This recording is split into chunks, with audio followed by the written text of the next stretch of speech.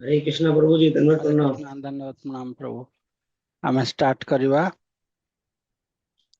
ओम अज्ञानतिमिरान्धस्य ज्ञानाञ्जनशलाकया चक्षुरुन्मिलितं येन तस्मै श्रीगुरवे नमः। नमो विष्णुपादाय कृष्णपृष्ठाय भूतले श्रीमते गौरगोविन्दस्वामिन्निति नामिने। नमो विष्णुपादाय कृष्णपृष्ठाय भूतले श्रीमते भक्तिवेदांत स्वामिन्निति नामिने। नमस्ते सरस्वती देवे गौरवाणी प्रचारिणे निर्विशेष शून्यवादी पाश्चात्य देशतारिणे। मूकं करोति वाचालं पंगुं लंघयते गिरिं यत्कृपातमहं वन्दे श्रीगुरुं दीनतारिणे परमानन्दमाधवम्।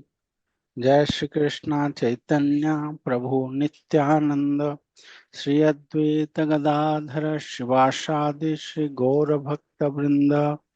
हरे कृष्णा कृष्ण कृष्णा हरे हरे हरे राम राम राम हरे हरे। हरे कृष्णा।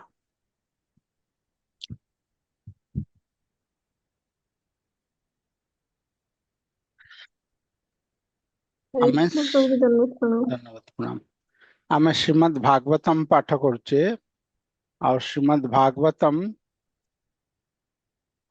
हला ए कलि जुगरे ए कलि जुग ए भवसागर पार हेबा पई एकमात्र सहारा। काहेकि ना एथिरे भगवान कर गुण कीर्तन सबु कीर्तित होइछि। अनंत देव तांको अनंत कहा जाए काहेकि ना तांकर शक्ति अनंत। के गणना करि परिबिनी एते तांकर शक्ति।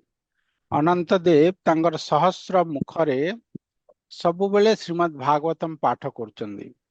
श्रीमद् भागवतम ए 18,000 श्लोक रे लिमिटेड नुह। श्रीमद् भागवतम बहुत विशाल जो भगवान कर गुण कीर्तन के कथा हला सेटा हला श्रीमद् भागवतम से बहुत विशाल। आ ओ श्रीमद् भागवतम टा एकमात्र उपाय ए जगत रे आम मानकु ए भवसागर रु पार हेबा पई। तो आमे देखिबा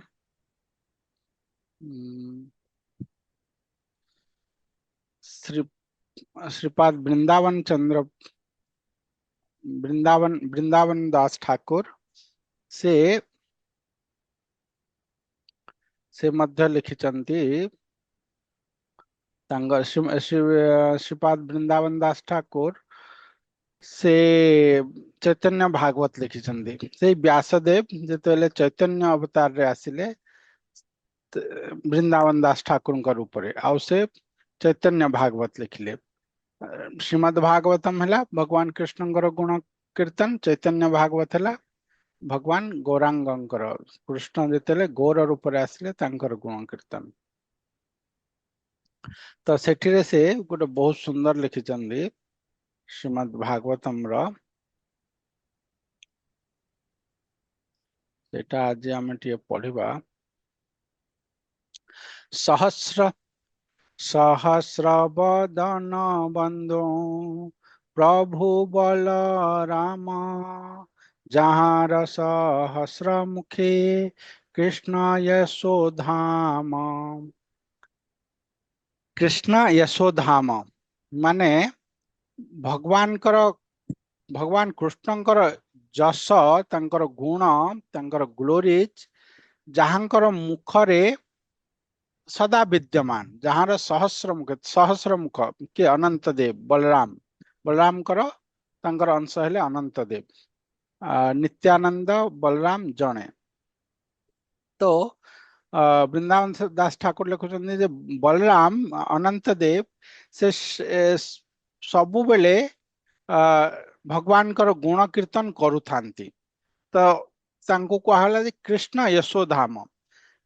कृष्ण यशोधाम आउ गोटे अर्थ है श्रीमद् भागवतम। कहीं श्रीमद् भागवतम रे भगवान कर गुण कीर्तन अच्छी। श्रीमद् भागवतम आउ गोटे ना है कृष्ण यशोधाम श्रील भक्ति सिद्धांत ठाकुर तांको कमेंटरी रे लिखिछन्ती।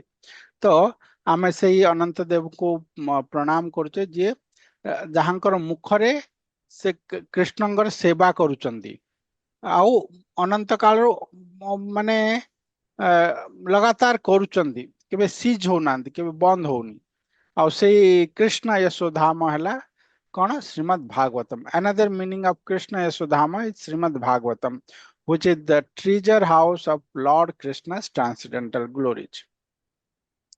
श्रीमद् भागवतम हला भगवान कृष्णंकर तांकर कीर्ति गुण रो जसर धाम बा ट्रेजर हाउस सेति पई ताकू कृष्ण यशोधाम कहा जाए। आउ श्रीमद् भागवतम रो ये रे हमें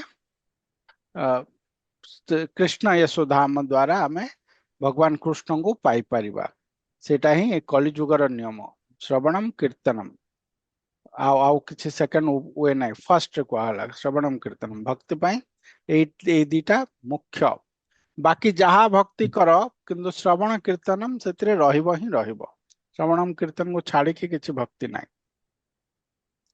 तो आमे श्रीमद् भागवतम रा आज पढ़िबा श्लोक संख्या 16 रु पढ़िबा ना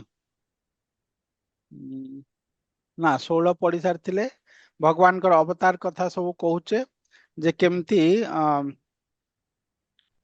भगवान कूर्म रूप होइचंती कूर्म रूप है कि जो समुद्र मंथन रे तांको ये करचंती नहले समुद्र मंथन ही पार न थांता तापरे से धन्वंतरी से समुद्र मंथन रे तीनटा अवतार होइचंती धन्वंतरी रूप रे आछचंती आउ तापरे मोहिनी रूप रे आछचंती। मोहिनी रूप भगवान कर गोटे अद्भुत रूप काहे कि ना भगवान जे सबुठु सुंदर माने एते सुंदर जे गॉडेस ऑफ फॉर्चून लक्ष्मी देवी हेले सबुठु सुंदर बट लक्ष्मी देवी ठू भी सुंदर भगवान कृष्ण।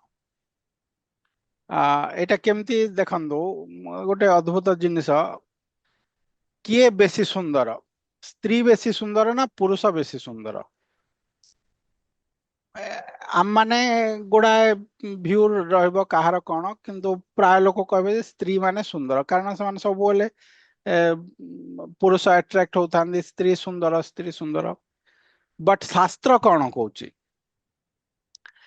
स्त्री सुंदर ना पुरुष सुंदर वास्तव रे सुंदर है पुरुष एटा शास्त्र कहूची आउ स्त्री केमती सुंदर हुए स्त्री तार ड्रेसिंग द्वारा सुंदर हुए भल पिंदिब गहना पिंदिब ए सब द्वारा मेकअप द्वारा से सुंदर हुए आउ पुरुषर सौंदर्यता पुरुष मेकअप किछि करेनी किंतु पुरुषर सौंदर्यता तार माने ऑटोमेटिक सौंदर्य थाए पुरुषर सबु पुरुष सुंदर नुह असुंदर पुरुष अच्छा असुंदर स्त्री अच्छा सेटा नुह बट जो स्त्री आ पुरुष भितर कल्पना करे किए वास्तव में बहुत सुंदर दी जन भितर ताले सेटा हला गुरुदेव गोटे लेक्चर रे कहउचंदी बहुत हसी हसी कहउचंदी शिष्य मान को ये करिकी जे पुरुष हेले सुंदर आउ सेति पई परम पुरुष भगवान कृष्ण ठार सुंदर केही नाहांती सेटे गुरुदेव बहुत सुंदर कथा कहउचंदी शास्त्र उद्धृत करिकी जे तुमे जेते अन्य जोनि मानकर देख मेल फीमेल दीटा बॉडी तो दीटा बॉडी रे किए बेसी सुंदर जेमती मयूर आ मयूरी किए बेसी सुंदर मयूर बेसी सुंदर तार ये थाए पुछ था ना ये जो ये रे हम ता मस्तक रे थाए सेटा चूड़ा मयूर मयूरी भितर किए सुंदर मयूरी मयूर सुंदर मयूरी ठू आउ सिंह सिंही किए सुंदर सिंह सुंदर तार तेते ये सब थिबो हाँ आउ जेते जेते अन्य अन्य जोनि मानकर देख पुरुष स्त्री भितर किए सुंदर मेल टा सुंदर बेसी तो भगवान कृष्ण ठार सुंदर ए जगत रे केही नाही गॉडेस ऑफ फॉर्चून से बहुत सुंदर लक्ष्मी देवी बहुत सुंदर किंतु भगवान कृष्ण एतिकी नुह सेटा केमती हला ए मोहिनी रूप रे जेतेले भगवान कृष्ण तांकर मोहिनी रूप धारण कले तो समस्ते ये ହେଇଗଲେ ଆଟ୍ରାକ୍ଟ ହେଇଗଲେ इवन लॉर्ड शिव ମଧ୍ୟ ଆଟ୍ରାକ୍ଟ ହେଇଗଲେ से कंट्रोल କରି ପାରିଲେନି ନିଜକୁ से ମଧ୍ୟ lord Shiva also fall in love Mohini मूर्ति भगवान कर सहित तो भगवान एते सुंदर दे असुर माने तांको अमृत कलशटा नहीं जाउतले तांको बढ़ाई देले हाथ रे तुम जहा करबो करो हमको जदी विष देई मारिबो मारो तांको अमृत देवार अछि देवतांको दियो हम किछि कहबोनी तुम जहा इच्छा ताहा करो माने एमिति मोहित ହେଇଗଲେ माने एते सुंदर रूप भगवान कर आउ गोटे भी जिनिस मोहिनी रूप रे मोहिनी रूप केमिति थिला अच्छा एटा एटा हमें टिके बुझबारे कष्ट ही पारे किंतु हमें जेतेले टिके कॉन्शियसनेस रे ऊपर को जो हमें धीरे धीरे बुझी पारिबा मोहिनी मूर्तिटा अच्छा ठीक अच्छे सेटा पूर्वरु कला सुंदर ना धला सुंदर आमे गोराटा बेसी सुंदर ना गोरा झियो गोरा पुओ मान को बेसी अट्रैक्टिव लागे लोक माने कहंदी सुंदर कला लोकन को एते ये करंतिनी बट वास्तव रे कला सुंदर ना धला सुंदर कला लोक सुंदर ना धला लोक सुंदर वास्तव रे जे सौंदर्यता देखा जाए ताले कलाटा सुंदर आमे आमे सेटा जानो आमे भाबुचे एटा काहे ना ए गुण मानकर तारतम्य आमे जो माने तामसिक रे अछन तांको सेगुडा सब भल लागिवो किंतु वास्तव रे ब्लैक टा सुंदर बेसी व्हाइट ठारो सेटा केमिति कृष्ण द ब्लैक समस्ते जानिचो मोहिनी मूर्ति जोटा सबुठु मोस्ट ब्यूटीफुल इनकारनेशन हला से मध्य ब्लैक मोहिनी कला रूप थिले तांकर एमती व्हाइट स्किन नथिले ब्लैक स्किन थिले मोहिनी ब्लैक स्किन थिले तांकर नेत्र कमल सदृश नेत्र रेडिश आइज थिला हाँ आउ तांकर बहुत रूप वर्णना दिया ହେଇଛି ଯେତେବେଳେ ଆମେ ସେଇ टॉपिक को जिबा समुद्र मंथन कथा सेटा पढ़िबा भगवानकर केमती लीला सब दिव्य लीला पुरुष भी होचंदी स्त्री भी होचंदी भगवान स्वयं से स्त्री ହେଇचंदी आउ स्त्री रे समस्त को मोहित कर दउचंदी तो भगवानकर सेटा बहुत सुंदर लीला सेटा हमें पढ़िबा सेते बहुत भक्तिर सिद्धांत अछि आ शिक्षणीय जिनिस उडा बहुत अछि से लीलाटा सेटा हमें डिटेल्स रे पढ़िबा प्रभुपादଙ୍କ परपट सहित तो मोहिनी रूप रे भगवान आसिले आउ समस्त को मोहित कर देथिले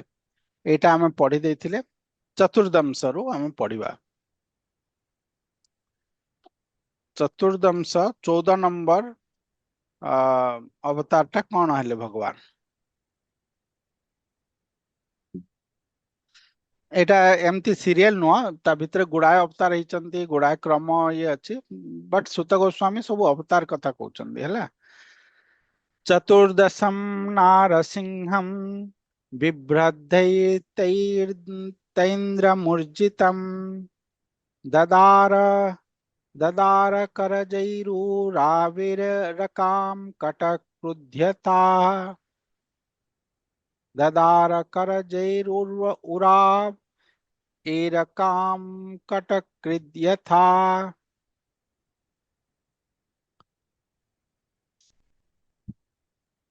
चतुर्दश अवतार भगवान नृसिंह रूप रे अवतीर्ण होइथिले एवं एक बढ़ई बेत को चिरी देबा भली से नास्तिक हिरण्यकशिपुर सुदृढ़ शरीर को निजर तीक्ष्ण नख द्वारा विदीर्ण करथिले 14 नंबर अवतार नरसिंह देवंकर कहला नरसिंह देवंकर अवतार विषय के जानना समस्ते नरसिंह अवतार समस्ते जानती आज आसंता काली गोटे फिल्म रिलीज होची महावतार नरसिम्हा इस्कन डिभोटी जने करचंदी आमे से फिल्म टा देखिथिले दिल्ली रे से डिभोटींगर जो स्पेशल प्रीमियर हेतिला आमे जाइथिले सेतिरे देखिथिले बहुत सुंदर जेहेतु इस्कन डिभोटी करचंदी तेनु करी से फिलोसॉफी सहित कंप्रोमाइज करनाहांती एनिमेशन फिल्म किंतु बहुत हाई क्लास एनिमेशन करचंदी बहुत खर्च करचंदी तो जो माने मूवी देखती से माने नरसिंह मूवी भगवान ऊपर देखि पारिबे एटा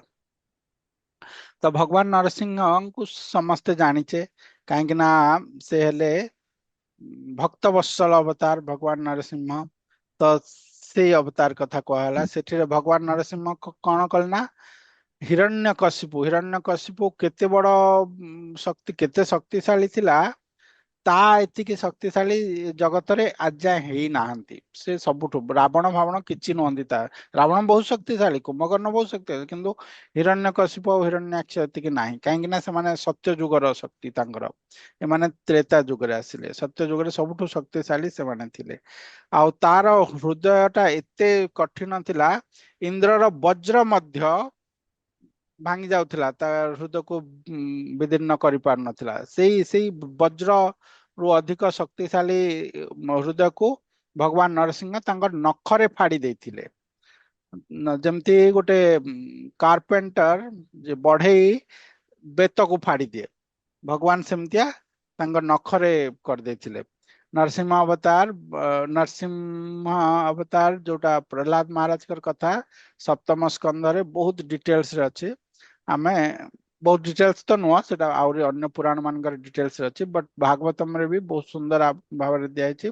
ସେଟା ଆମେ ଡିଟେଲ୍ସ ରେ ପଢିବା। ସେଥିରେ ପ୍ରହ୍ଲାଦ ମହାରାଜଙ୍କର ସବୁ ଶିକ୍ଷା ଗୁଡା ଅଛି।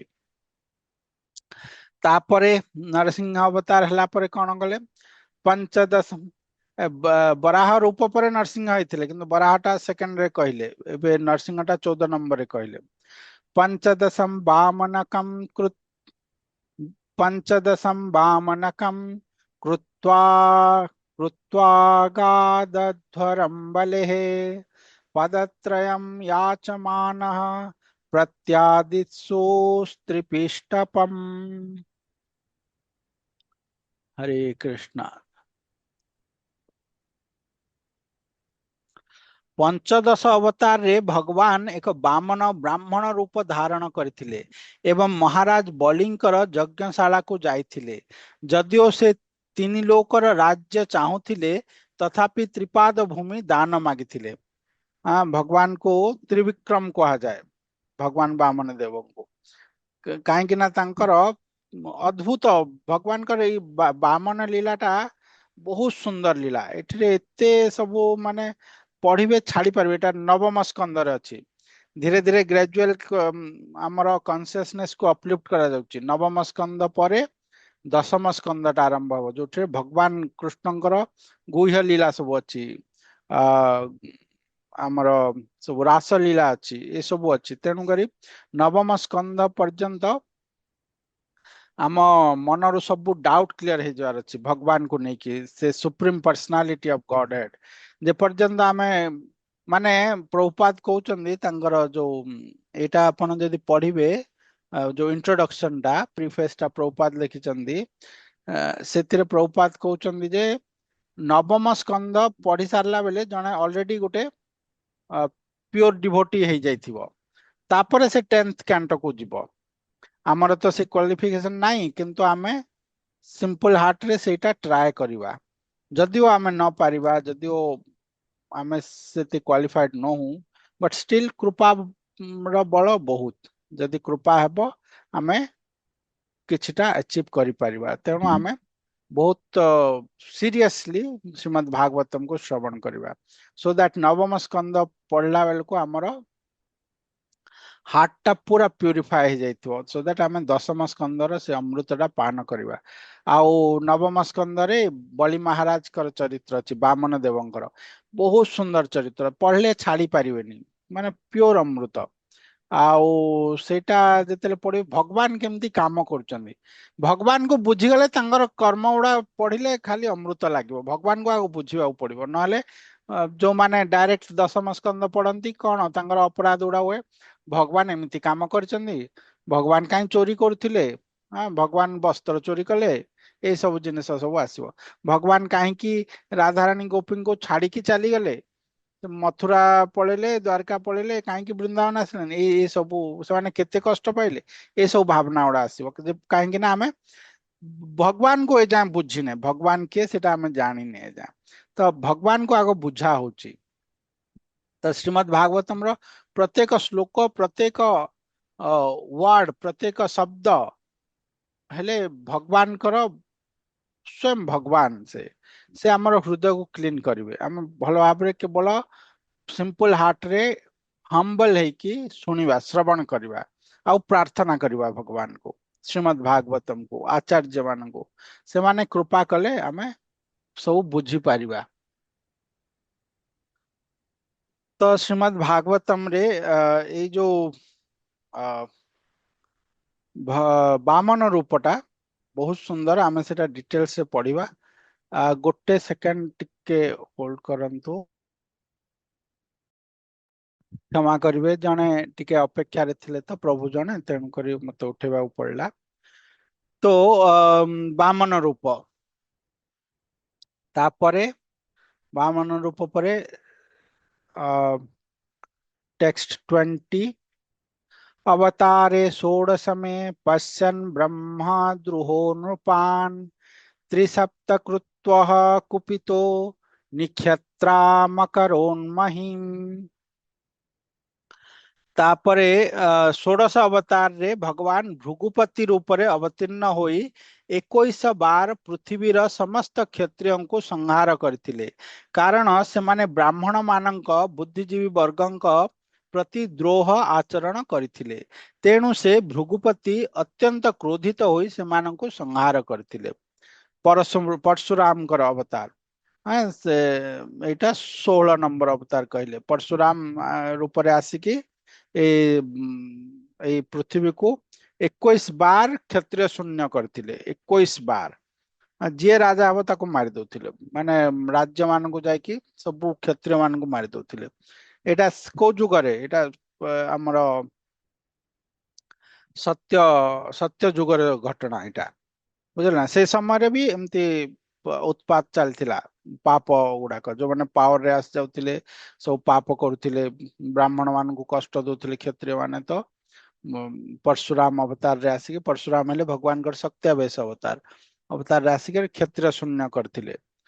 तो जेते जेते हेले भी अधर्म हबो भगवान आसिके सेटा को रक्षा करिवे। ततः सप्तदशे जातः सत्यवत्यां पराशरात् चक्रे वेदतरो शाखा दृष्ट्वा पुंसोल्पमेधसः। हरे कृष्ण। तत्परे सप्तदश अवतार रे भगवान पराशर मुनि पत्नी सत्यवती गर्भरे श्री व्यासदेव रूपरे आविर्भूत हेले। से लोकमानंकु स्वल्प बुद्धि संपन्न देखि एक ही वेद को बहुत शाखा प्रशाखा रे विभक्त कले। सप्तदश अवतार 17 नंबर हेले किए आम व्यासदेव व्यासदेव मध्य भगवान कर सत्यावेश अवतार से कलिजुगर लोक मान स्वल्प बुद्धि संपन्न देखी से वेद को भाग कले। आग वेद गोटे थिला तापरे ताकू व्यासदेव चारि भाग कले साम जदुर अथर्व और ऋक चारि भाग करके देले कहीं ना लोक बुझी पारिबेनी कलिजुगर लोक माने अल्प बुद्धि। आग केवल श्रवण रे चलथिला स्रोत स्रोत पंथा आग लिखित रूप रे नथिला जहा थिला गुरु जदि किछि रचना कले कि किछि तांकर शास्त्र जोटा से शुणी सेटा को से तांकर शिष्य को कहूथिले शिष्यर कर्ण रे सेटा रहिगला तापर शिष्य से तार शिष्य को कहूथिला ए स्रोत पारंपर्य एटा स्रोत परंपरा हमर। तो किंतु कली जुगरे एटा संभव नुह कली जुगरे लोक एते मने रखि पारिबेनी तांकर जो अल्प बुद्धि संपन्न तांकर बुद्धि कम एते सुनिकर मने रखि पारिबेनी मेधा शक्ति कम। तेणु करी भगवान कौन कले ना व्यासदेव रूप आसी सबको रिटेन फॉर्म रे रखिले। आमे एटा ओडा पढुचु आमे कौन शुणिकी केबे एटा ओडा पढ़ी पारिथांदे किछि संभव नथिला। आग काल किंतु सबू शुणिकी करि पारुथिले सेमाने तांगर मेधा शक्ति सेमति थिला सबू मने रहि जाउथिले तांगर। हरे कृष्ण। नरदेव नरदेवत्मापन्नः सुरकार्य चिकीर्षया समुद्र निग्रहादिनी चक्रे वीर्याण्यतः परम। अष्टादश अवतार रे भगवान राजा रामचंद्र रूप रे आविर्भूत हेले। से देवता मानकर अभिष्ट सिद्धि निमित्त भारत महासागर को नियंत्रण करी एवं तत्परे समुद्रर ଅପର ପାର୍ଶ୍ୱରେ ରହୁଥିବା ନାସ୍ତିକ ରାଜା ରାବଣକୁ ବଧ କରି ଅତି ମାନବୀୟ ଶକ୍ତି ପ୍ରଦର୍ଶନ କରିଥିଲେ। ଦେଖନ୍ତୁ କେତେ ସୁନ୍ଦର ଶ୍ରୀମଦ୍ ଭାଗବତମ୍ ସବୁ ଲେଖୁଛନ୍ତି। ଭଗବାନ ରାମଙ୍କର ଅବତାର ହେଲେ, ହଁ 19 ନମ୍ବର ଅଷ୍ଟାଦଶ 18 ନମ୍ବର ହେଲେ ଭଗବାନ ରାମ। ଭଗବାନ ରାମଙ୍କର ହେଲା ନରଲୀଳା। ସେ ଭଗବାନଙ୍କର ଯୋଉ ଯେତେ ଲୀଳା ଅଛି ସବୁ ସେ ଭିତରେ ନରଲୀଳାଟା ସବୁଠୁ ବେଶୀ ମୋହନୀୟ, ଆକର୍ଷଣୀୟ। ଭଗବାନ ରାମଙ୍କର ଲୀଳା ଆଉ କୃଷ୍ଣ ଲୀଳା ଏଇଗୁଡା ନରଲୀଳା ଭଗବାନଙ୍କର। ତ ଏ ମାନେ ଭଗବାନ ରାମ ତ ମର୍ଯ୍ୟାଦା ପୁରୁଷୋତ୍ତମ ଥିଲେ। ଆମେ ଲାଷ୍ଟ ଫ୍ରାଇଡେରେ ସେ ଯୋଉ ଗପଟା ପଢୁନଥିଲେ ରାମଜୀଙ୍କର, ଯେ ସେ ବାମନ ଅବତାରରେ ଆସିକି ତାଙ୍କ ଗୋଡ ଇଏ କରିକି ତିନି ପୁରା ସ୍वर्ଗ ମର୍ତ୍ତ୍ୟ ପାତାଳ ସବୁ କିଛି ନେଇଗଲେ ସେ ସତ୍ୟଲୋକ ଯାଏ। କିନ୍ତୁ ରାମ ଅବତାରରେ ଯେତେବେଳେ ଆସିଲେ ସେଇ ଭଗବାନ ସେ ଗଙ୍ଗାକୁ ମଧ୍ୟ ଡେଇଁ ପାରିଲେନି। ତାଙ୍କୁ ନାବିକ ଦରକାର ହେଲା, ନୌକା ଦରକାର ହେଲା। ନୌକା ଡାକିକି ସେ ଲୋକ ନାବିକ ଯାହା କହିଲା ତାହା ମାନିଲେ ତା କଥା। ତାଙ୍କର ଚରଣ ଧୌତ କଲା, ସେ ପିଇଲା, ତା ଘରେ ପିଇଲେ, ତା ୱାଇଫ ପିଇଲା, ତାପରେ ତାଙ୍କୁ ବୋଟରେ ବସେଇକି ପାର କରେଇଲା। ତ କେତେ ସେ କଣ ମର୍ଯ୍ୟାଦା ପୁରୁଷୋତ୍ତମ ତାଙ୍କୁ କୁହାହେଲା। ମର୍ଯ୍ୟାଦାକୁ କେବେ ବି ସେ ଇଏ କରିନାହାନ୍ତି। କିନ୍ତୁ ଏଠିରେ କଣ ଲେଖୁଛନ୍ତି ଯେ ସେ ଅତି ମାନବୀୟ ଲୀଳା ଗୁଡା କରିଛନ୍ତି। ସୁପର ହ୍ୟୁମାନ ପ୍ରବେଶ ବିରିୟାଣୀ ତାଙ୍କର ଚକ୍ରେ ବିରିୟାନୀ ଅତଃ ପରମ। ସବୁ ସବୁ ସେ ମର୍ଯ୍ୟାଦା ଉଲ୍ଲଂଘନ କରିନାହାନ୍ତି, କିନ୍ତୁ ସୁତ ଗୋସ୍ୱାମୀ କହୁଛନ୍ତି ଅତି ମାନବୀୟ ଲୀଳା। ସମୁଦ୍ରରେ କଣ ପଥରକୁ ଭାସମାନ କରିକି ପୋଳ ବନେଇଲେ, ସମୁଦ୍ରରେ ବ୍ରିଜ ବନେଇଲେ, ସେ ପଟକୁ ଯାଇକି ରାବଣ ଭଳିଆ ରାକ୍ଷସକୁ ନାଶ କଲେ। ମର୍ଯ୍ୟାଦାରେ ରହିଛନ୍ତି, କିନ୍ତୁ ଏଇଟା ହେଲା ରସ। ଭଗବାନଙ୍କର ଯୋଉମାନେ ଜାଣିଛନ୍ତି ଭଗବାନ ସେ କେତେ ମର୍ଯ୍ୟାଦାରେ ରହୁଛନ୍ତି, କେମିତି ସେ ଫେର ବି ଅତି ମାନବୀୟ ଲୀଳା ତାଙ୍କର ହଉଛି। ଏଗୁଡା ଯିଏ ମାନେ ଶ୍ରୀମଦ୍ ଭାଗବତଙ୍କୁ ବୁଝୁଛନ୍ତି ସେମାନେ ଏଇଟାକୁ ଆସ୍ୱାଦନ କରନ୍ତି। ବହୁତ ସୁନ୍ଦର। ଯେମିତି ଜୟଦେବ ଗୋସ୍ୱାମୀ ସବୁ ଲେଖିଲେ ଭଗବାନଙ୍କର ଇଏ ଗୁଡାକ ଦଶାବତାରମ୍ ସ୍ତୋତ୍ରମ୍ ଲେଖିଲେ। ଭଗବାନ କେମିତି ଠକିଲେ ବଲିଙ୍କୁ ଠକିଲେ। ତ ଭଗବାନ ଠକ ହେଲେ, ଚିଟିଂ କଲେ, କିନ୍ତୁ ସେଟା ଭଗବାନଙ୍କର ଲୀଳା। ସେଥିରେ ବଳି ମହାଜନ ହେଇଗଲେ ପରା। ବଳି ରାକ୍ଷସ ଥିଲେ, ସେ ମହାଜନ ହେଇଗଲେ, ଆମର ଭକ୍ତ ଶ୍ରେଷ୍ଠ ହେଇଗଲେ।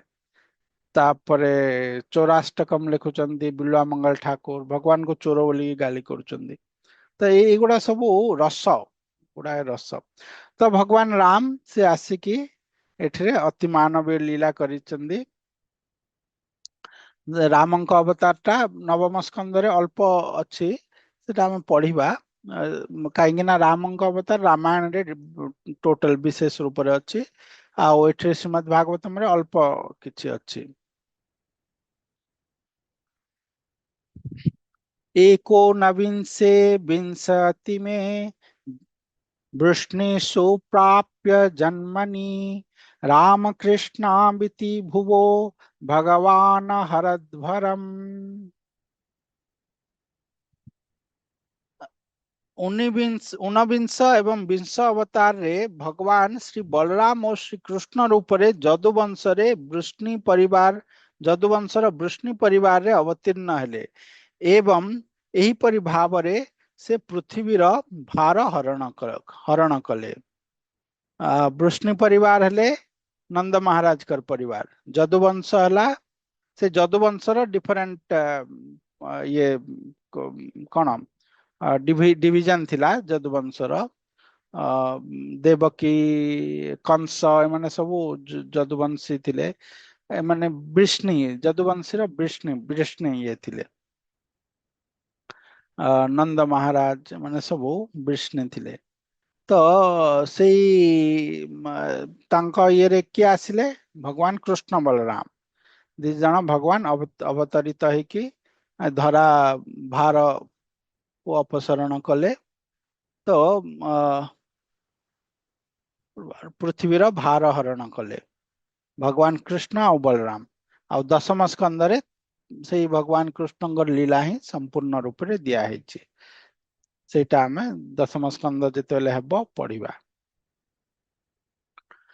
ततः कलौ संप्रवृत्ते सम्मोहाय सुरद्विषां बद्धो नाम्नाञ्जनसुतः किकटेषु भविष्यति।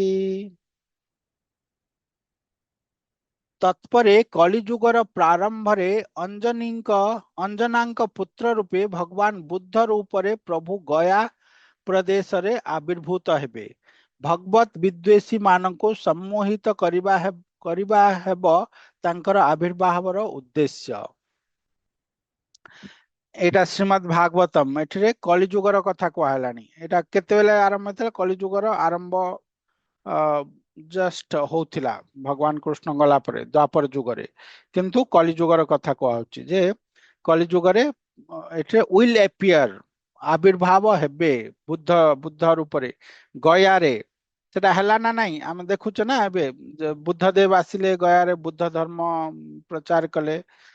ସେଟା ଶ୍ରୀମଦ୍ ଭାଗବତମରେ 5000 ବର୍ଷ ପୂର୍ବରୁ ଲେଖା ହେଇଛି। ବୁଦ୍ଧଦେବ କେବେ ଆସିଲେ? ବୁଦ୍ଧଦେବ କୋଉ ଇଏରେ ଆସିଲେ? କେତେ ଶତାବ୍ଦୀରେ କିଏ ଜାଣିଛନ୍ତି?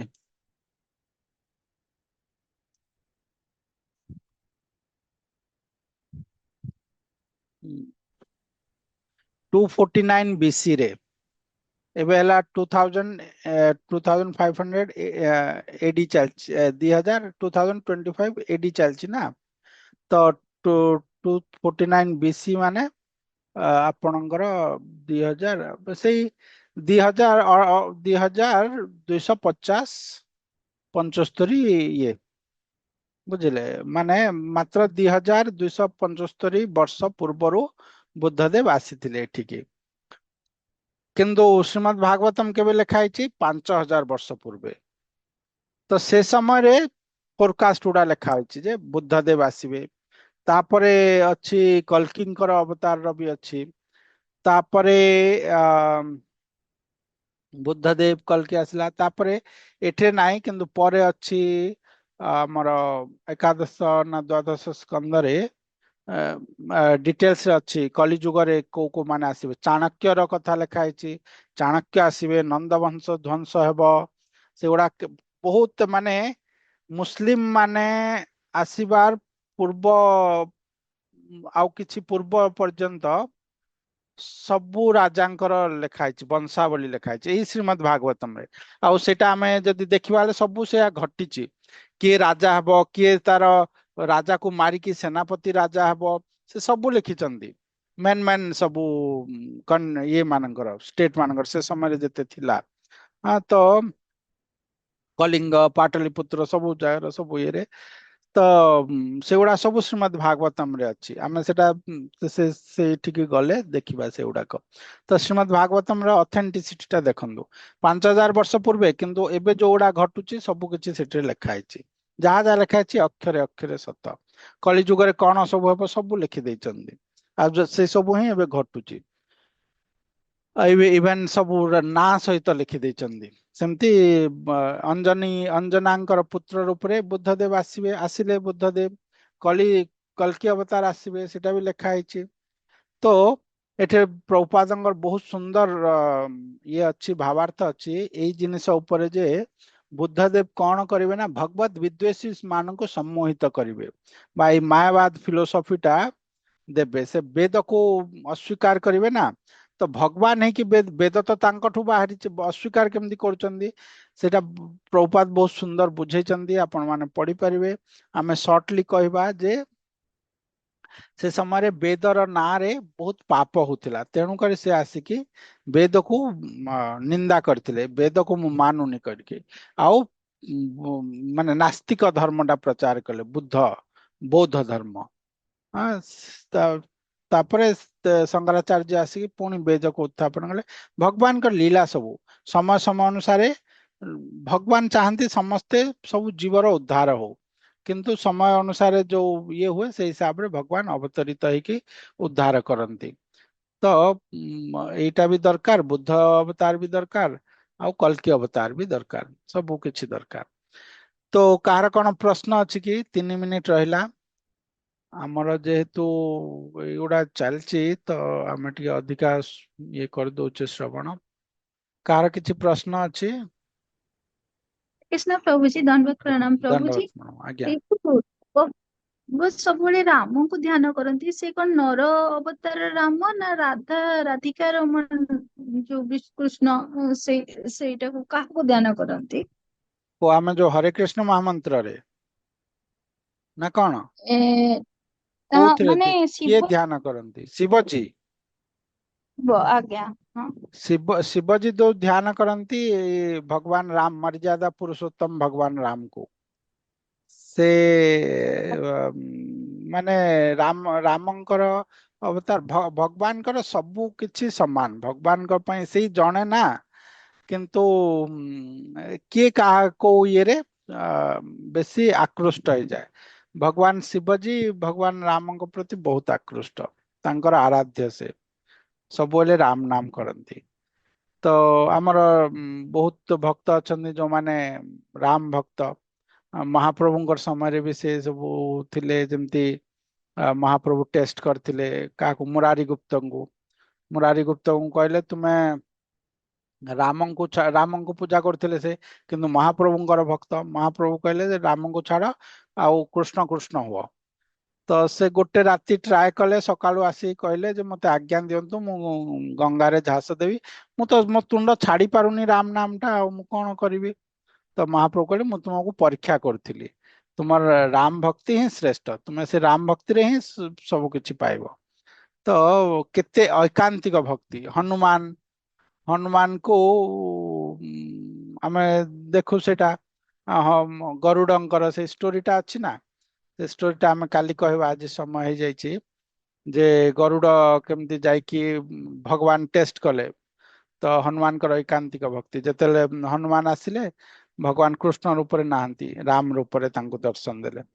कारण हनुमान तो रामଙ୍କ छड़ा ଆଉ କାହାକୁ ଦେଖିବେନି, कृष्णଙ୍କୁ भी ଦେଖିବେନି, ସେ କେବଳ ରାମ ସୀତାଙ୍କୁ ଦେଖିବେ। रुक्मिणी सीता रूप रे दर्शन देले, भगवान राम रूप रे धनुष धरचंदी, ଆଉ ଚକ୍ର ଫକ୍ର ଧରୁନାହାନ୍ତି। କାହିଁକି ନା ହनुମାନ ତ ଆଉ କାହାକୁ ଦେଖିବେନି, ଆଉ ସେ କେବଳ ରାମକୁ ଦେଖିବେ। ସେଟା ऐकांतिक भक्ति। शिवजी भगवान कृष्ण भगवान राम हेले तांकर आराध्य। तो ठीक अच्छे, आज समय हो जाइए, आमे काली आउ थरे ये करवा। आज्ञा।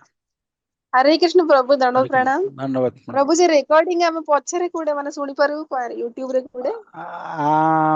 मु काली कहबी आपनको, मु एवडा छाडनी यूट्यूब रे, बट करवा व्यवस्था करवा, काली डिस्कस करी करवा एटा को। आज्ञा। बांछा आज्ञा। कल्पतरु